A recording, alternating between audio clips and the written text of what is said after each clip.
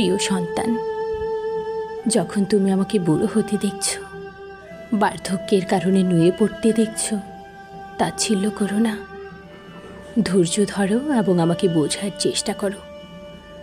যখন আমি হাঁটতে গিয়ে পড়ে যাই, ধৈর্য হারিয়ে ফেলো না।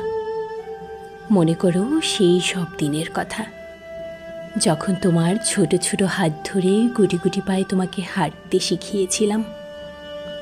যখন আমি তোমাকে একই কথা বারবার বলি, বিরক্ত হইও না, কারণ যখন তুমি ছোট ছিলে তখন একই গল্প কতবার না তোমাকে শুনিয়েছি, যতক্ষণ তোমার দু চোখের পাতা এক না হতো। মনে করে দেখো, কত কিছুই না আমি তোমাকে শিখিয়েছি। খেতে, জামা পরতে, স্কুলে যেতে, কিংবা তোমার সফল জীবনটা গড়তে।